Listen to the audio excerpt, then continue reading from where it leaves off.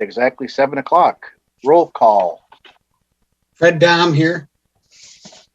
Don Eads here. Cheryl Sokolsky here. Lou Yang here. You were muted, Deshar, but we know you're there. There we go. Tushar Desai here, so it's recorded. Okay. So everybody is present.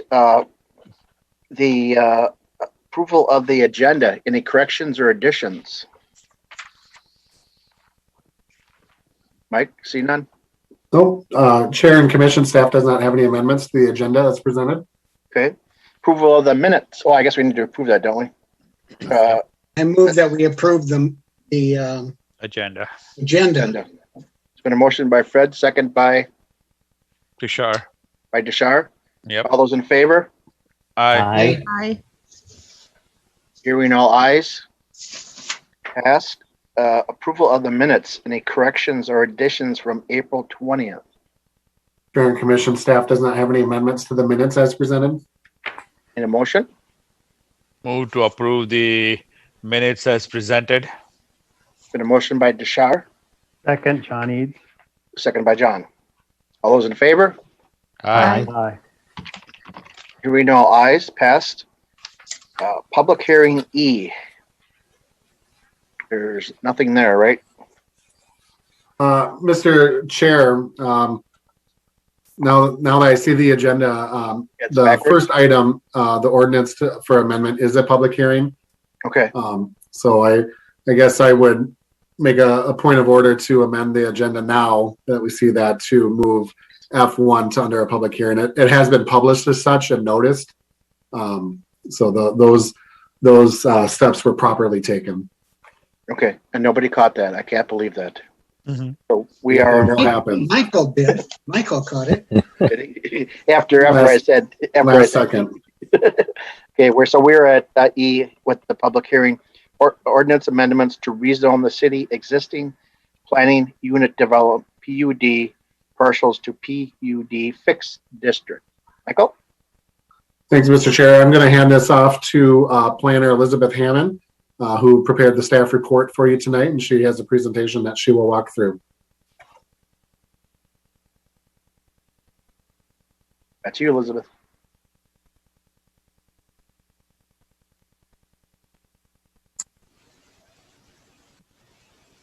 You're muted, Elizabeth. There you go. I apologize, everybody. That's okay. Good evening, Chair, members of the Commission. So tonight, this item before you is the PUD rezoning ordinance. The ordinance amendment would rezone the city's existing planned unit development parcels, or PUD parcels, to PUD fixed district. So the request tonight is for rezoning the properties.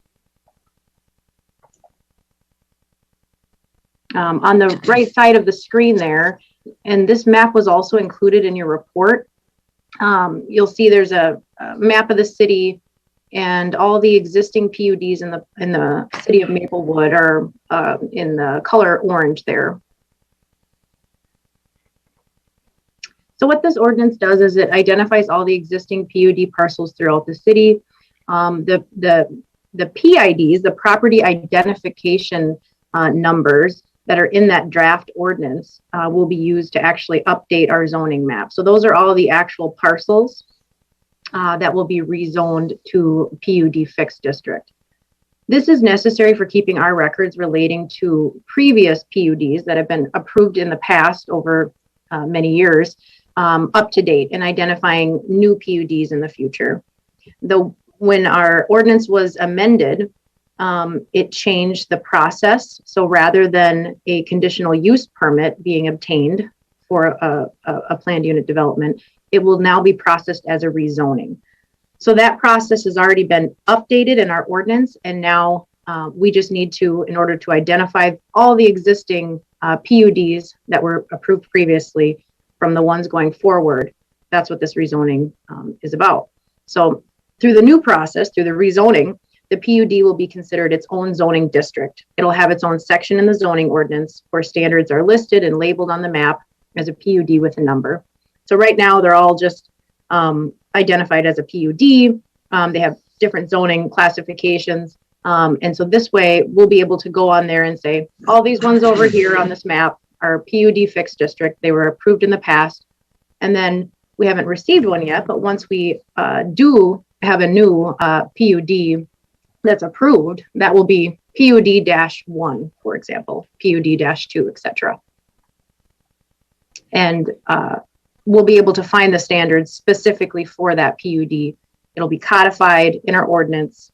Whereas right now, we got to dig through city records and find those old conditional use permits and resolutions. And this is just a cleaned up way to do it. So easier for staff, property owners as well, to find those standards that regulate the uses and the structures within that PUD. Again, it'll be codified. The rezoning process will not change any regulations that are within these existing PUDs. Again, this is just to identify them. The existing conditional use permits shall continue to govern any development. So if a major amendment is needed to an existing PUD, the conditional use permit would be replaced with that new district that we just discussed. So PUD-4, whatever's next in line, for example. So as far as the public notification and outreach, staff sent a letter to all the existing planned unit development parcels throughout the city. Followed that up within the letter. We also included this frequently asked questions handout, which is in the slide there off to the right, just with some additional information on what a PUD is. And then also directing them to a website. We created a page on the city website that had a video presentation as well as some additional information on PUDs. And then we also hosted an online open house. We also sent out the public hearing notices after that initial letter. So in total, we received approximately 20 calls. There were no major concerns or opposition to the rezoning ordinance. I think for the most part, folks were maybe just concerned because, you hear the word rezoning and thinking that maybe there was a project plan for their neighborhood or something. So after talking with folks, everyone seemed to be, understand what's going on, and there weren't any major concerns. So with that, staff recommends approval of the proposed ordinance. It's scheduled for consideration by the City Council on June 28th. And that's all I have for right now. Happy to stand for any questions that you have.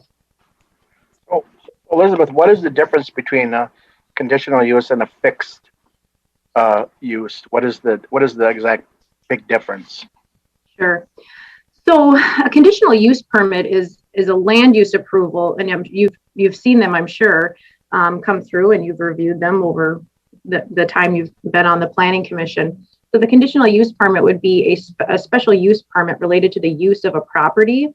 And in this situation, the way our ordinance was written and how we processed planned unit developments in the past was we would have a PUD development obtain a conditional use permit. And so the specific standards for that development were written into that conditional use permit. And what we're doing instead is more in line with what other cities do. And again, it makes it much clearer for staff going forward and folks that live within a PUD. Is we're actually saying that for a new PUD, instead of getting a conditional use permit, the property itself, the development itself, would be rezoned to a PUD, not a PUD fixed district. All these existing ones, this is what we're discussing tonight, is all these existing properties are being rezoned to PUD so that we can identify them on the map and know that they are the ones that were approved in the past that have conditional use permits. So that if anyone calls or has questions about them, or if we need to obtain any information on them, we can look at the map and say, yep, that's one that was approved in the past. It's not a newer PUD. Am I explaining this good, Mike? Or does anybody else have any other questions, or is that making sense? So then what it has then is when they try to come for a conditional use in the past, the new way will be that it'll have more set out rules to what they can do, so they understand they don't have to ask a lot of questions. They'll kind of know what they can do in that area then, right? Is that So kind of what? To clarify, right now, or I shouldn't say right now, in the past, in order to have a planned unit development approved in the city, a conditional use permit would need to be obtained. That's not how it will be anymore. That process has already been changed when we updated our ordinance last fall. So if a new planned unit development were to come through and go through the review process, that's when we would give them that new district. And the standards that are specific to that PUD, they can all be different. Each PUD can be different. The standards for that PUD that's being reviewed by the city would be codified. So if I live in PUD-1, I can go onto the city's code and I can see what are the standards that were approved for my development? What are the lot size standards, the setbacks, the tree requirements, etc. And again, that can be different for each one going forward, as it has been in the past. Does that make sense? A little bit, I think, yeah. So Okay. does that eliminate then for public hearings then for them? No. No, it's still, No, it's still, the process is essentially the same in the sense that there's a public hearing, the property owners are notified, it goes to the planning commission, it goes to the council. So the process itself is essentially the same, except for the parcel will be rezoned, whereas in the past it wasn't. So it could have been a single family property or a multifamily property that was approved as a PUD, but it should have probably been rezoned at that time to be PUD or whoever they wanted to call it as an overlay district or something like that, so that it was clear what those standards are. Because right now, what we do is we have to look in our records and look up that conditional use permit because it's not codified. So we can't just right now, if someone called and had a question about what they could do on their property, we would look up in the code and say, well, what zoning district do you live in? And then figure out what the requirements are and the standards for any type of development. And so what we do with these existing ones is we have to go back and look through city record and find that conditional use permit in order to figure out what was approved by the city at that time, because it wasn't codified. Okay. So these addresses mostly here are larger parcels and that where they would build bigger structures and that then, right? Like apartment buildings and things too, or? The large majority of them are townhomes, condos, apartments. There are some single family developments. Mike can probably speak to this more because he's more familiar with these than I am, being relatively new to the city. But yes, that's my understanding in looking at them. Chair and Commission, just real quick, it runs the gamut on development projects throughout the city that are planned unit developments, from commercial to think of New Century, the neighborhood in South Maplewood, which is a mixture of single family townhomes. So it's every type of housing product the city has and every type of commercial property. It's somewhere PUDs touch. Okay. So it's not usually typically like an R1 or anything that would be into this category. No, it runs the gamut. Okay, it does. Okay. How come they're not addresses? How come they're all just the plot numbers or whatever those numbers are? How come they're not addresses? Like, because it's just more complicated? Well, yes and no. I mean, oftentimes addresses can even be the same. It could be a unit number or something like that. A PID is closer to like a legal description for a parcel. So it's going to be very specific to that unit, that property, whatever that specific situation is. Okay. How come usually on our reports that we usually see the negatives and the positives from responses? I know you said there weren't very many negatives or any questions, but were there any comments that we were able to hear or? Well, I just actually right now, while you were talking, someone emailed me and couldn't figure out the link. So I resent them the link to the meeting. So we'll see if they join. But generally, like I said, I mean, there were a couple folks that maybe were upset right away because they got the notice and they didn't understand it, or maybe thought something was going through on their property that they didn't know about. But I think after you kind of explain it, because it is kind of confusing, to be honest with you, when Mike was first explaining it to me, I was like, wait a second here. So I think after talking with folks, and they understand the process and what it means. I mean, there were some people that didn't even know they lived in a PUD, you know, so, Right. so when they get that, they're like, hey, what does this mean? I don't think there was any opposition to it. Just confusion. Just more so confusion and wanting to understand why and why we're doing it and what does it really mean. And you can't really say, honestly, nothing to them. It's really just for our process of identifying and processing future PUD amendments or PUD developments in the future. There are no negatives to doing this, is there, that could create a problem down the line, like somebody wants to do something unusual or anything like that? Or no, because again, the process for amending anything does not change.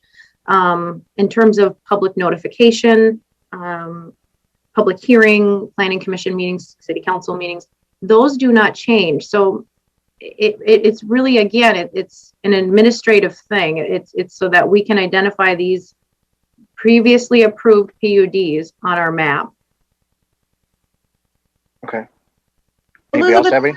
Oh, Sarah, yeah, I do have just one question. I think it kind of is in that spirit of kind of with no negatives, and it's about, right, if there's an amendment in the future. And I guess, and it was on slide 2 and also in the package, it said that if a major amendment is needed, the conditional use permit would be replaced with a new PUD district. I was just, could you just define what a major amendment encompasses?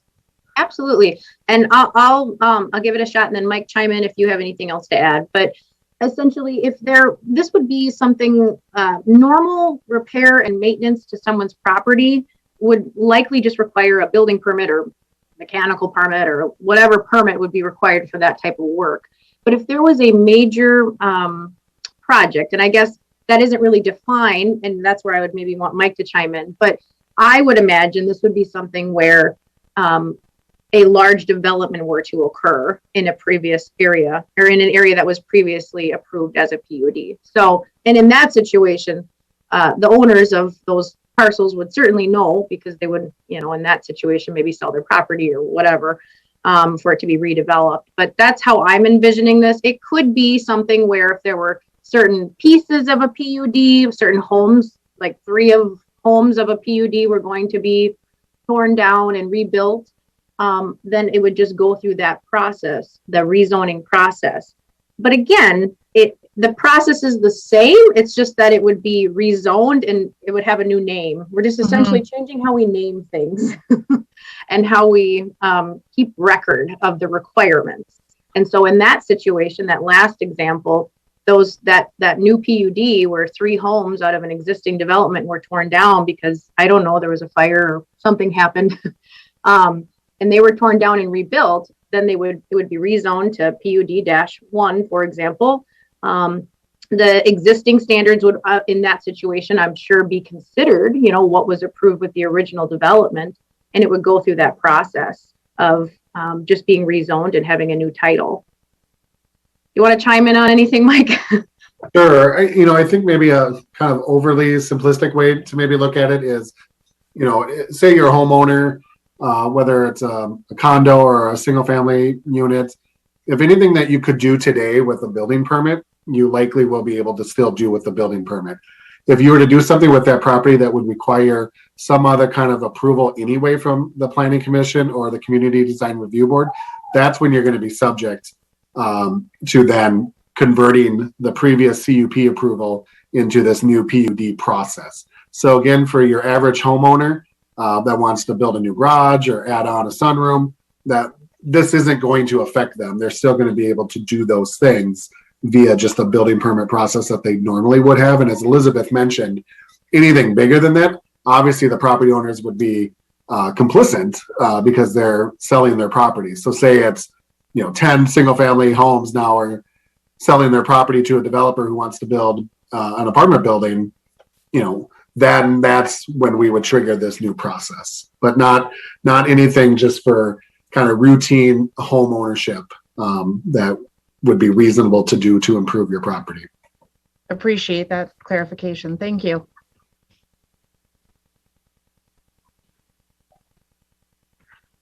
John, Fred, Deshar, any of you guys, Lou? It's pretty straightforward, I think. Yep, it is.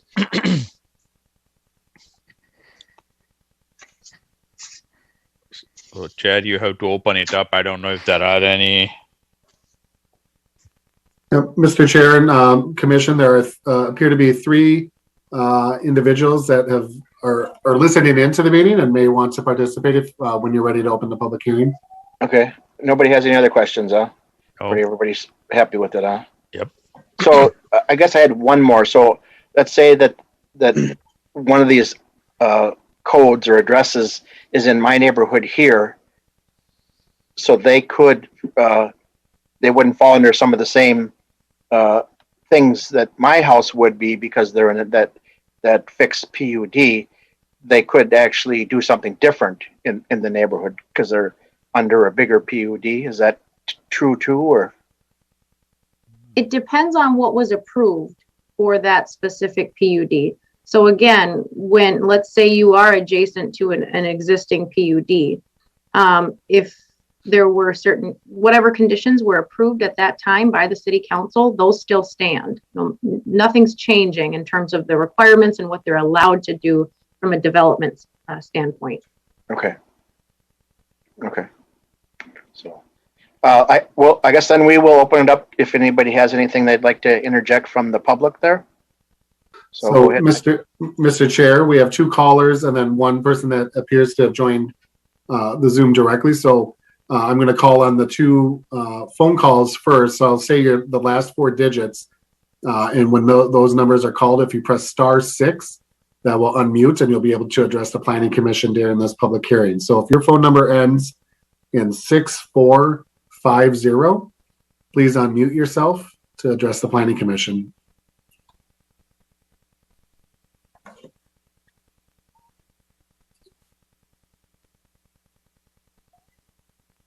And we do like to limit them to a max of 3 minutes too, if it's. It's nothing for me, thanks. Okay, nothing from 6450. The other phone number I see is 9042. So if that's your phone number, please press *6 to unmute if you'd like to address the Planning Commission. Again, 9042, you would press *6.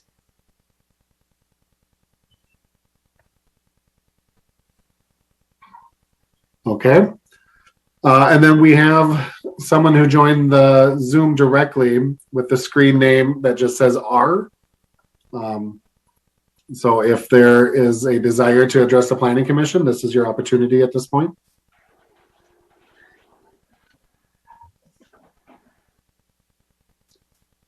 I guess I have to say, are you there? All right. So, Mr. Chair, I'll leave it to you. I would just give all three, if anyone has any desire to address the Planning Commission, this is your last opportunity to address them on this topic tonight.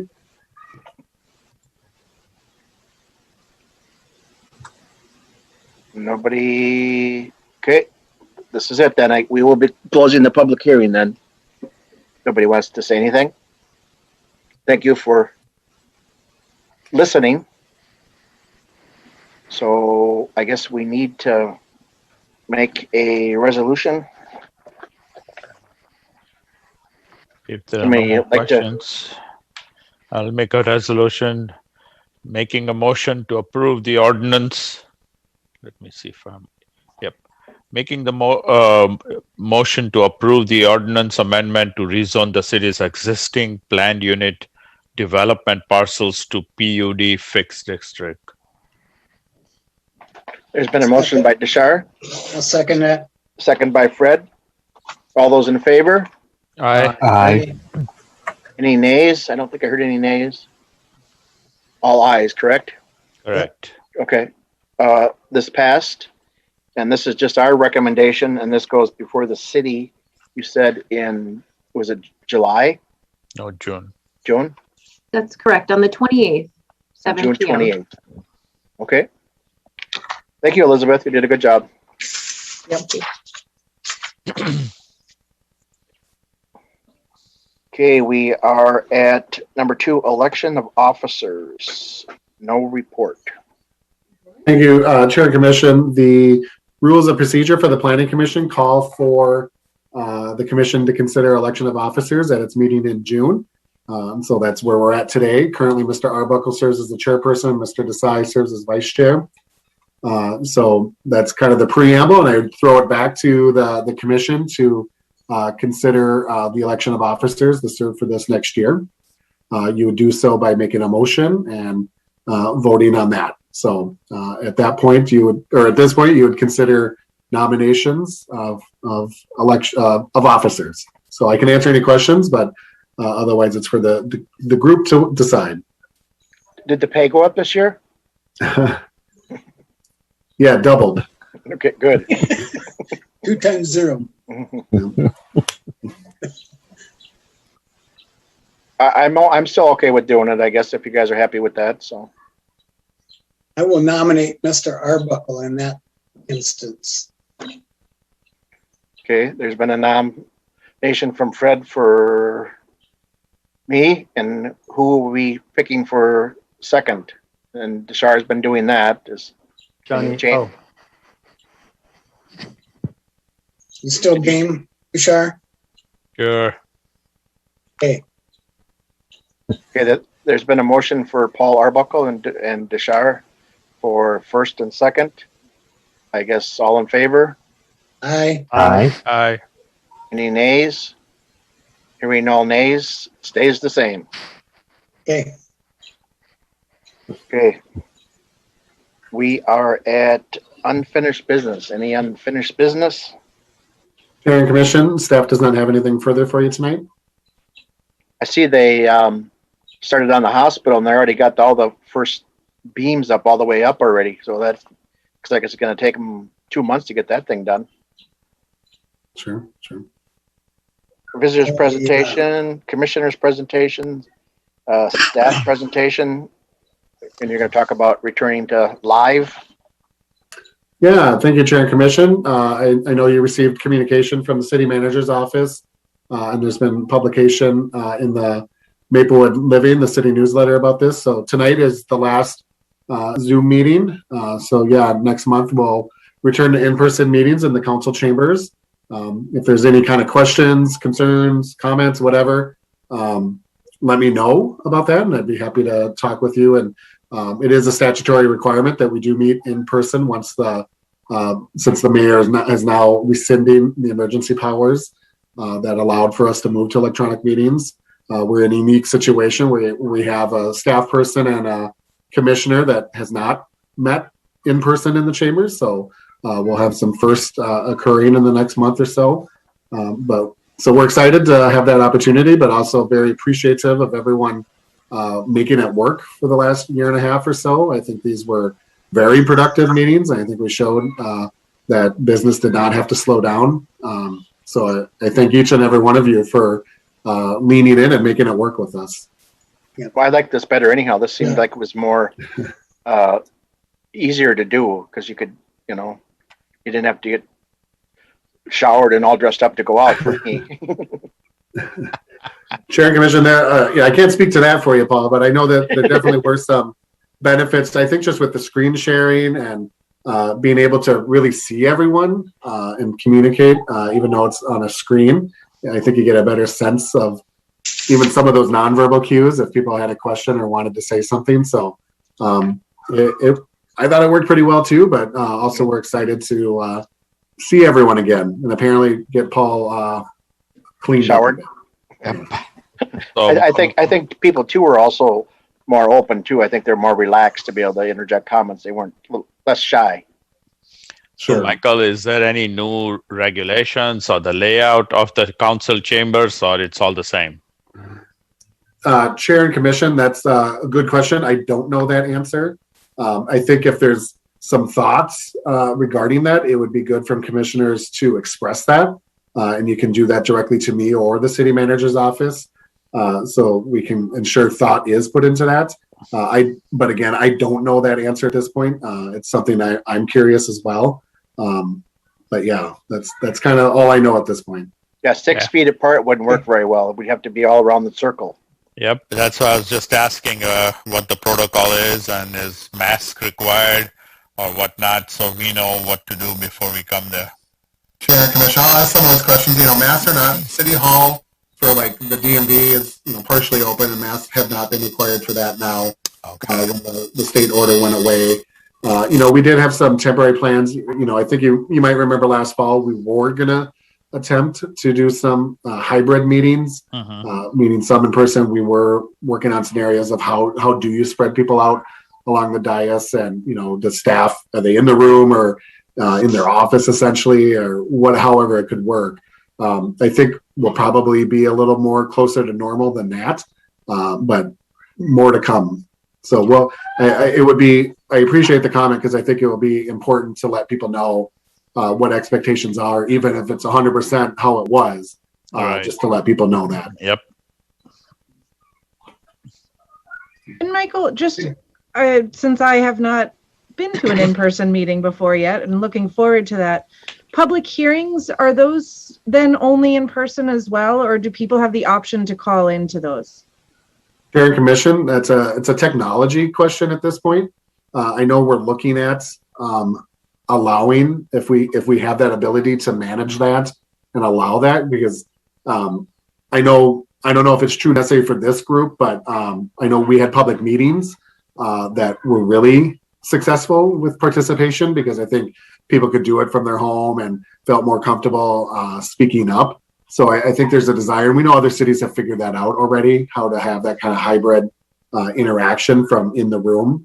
Most importantly, yes, we'll allow public hearing again in the chambers, but that's a great question, but I don't have that answer either, but I know it's something that's on the table.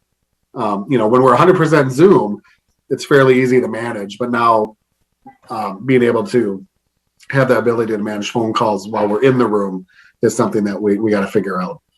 Okay, 'Cause in great. the past- Hopefully that happens, because I think, right, it just eliminates one more barrier for people who want to be able to participate if they don't have to physically be there in person. So hopefully progress is made on that.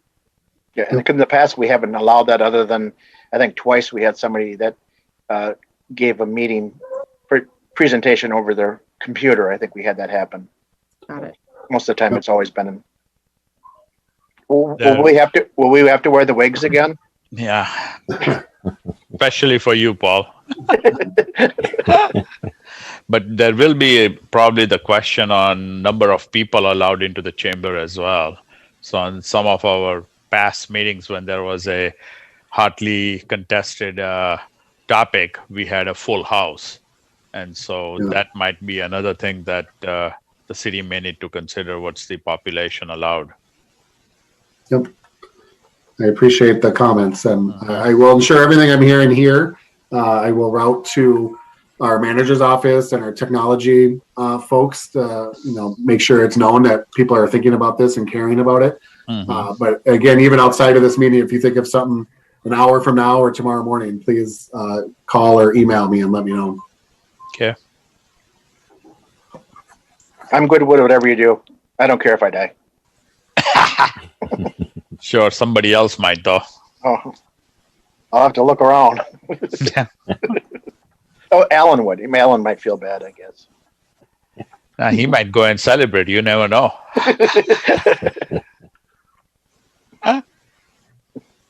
So, anybody else have anything else? Nope. I see they're doing a lot of dirt work over here for the nursing home over here too. I can feel the ground vibrating when they run that machine here. Ooh. Sure, yeah, the permit for the Cassia Senior Living Project on County Road C in Hazelwood has been issued, and so as Paul's mentioned, the work has commenced. Yep. And I see the Raising Cane restaurant is already started too. When are they opening up? Where is that? Where Wedding Day Jeweler was by the Maplewood Mall. Okay. How come I the motel hasn't started at all? What's going on with them? Sure. So real quick, Raising Cane's, I believe, has a fall opening date. And then for the hotel up on County Road D, At this time, that project does not appear to be moving forward. So the financing for the developer either fell apart or they decided to move forward with it. So the approval is still good for a full 2 years. If they change their mind or another developer is able to make the project work. But at this time, what we've been told is the hotel will not be moving forward. Okay. Have you heard anything more about with the myth? Anything come on your desk about that yet, or? No, the only thing I've heard kind of vaguely is that there's a new ownership group. I saw on their website they appear to have some bookings starting up again in this fall. So outside of that, no, I don't know anything new from there. Okay. I guess that's it. Yep. Nobody has anything else. Nope. So I make a motion, we adjourn, and see you at lunch Second tomorrow, it. Fred, and the rest of you in See July. you next meeting. Yep. Okay. Bye. Thanks, everybody. Bye. Good night. Thanks, everyone. Yep. Bye.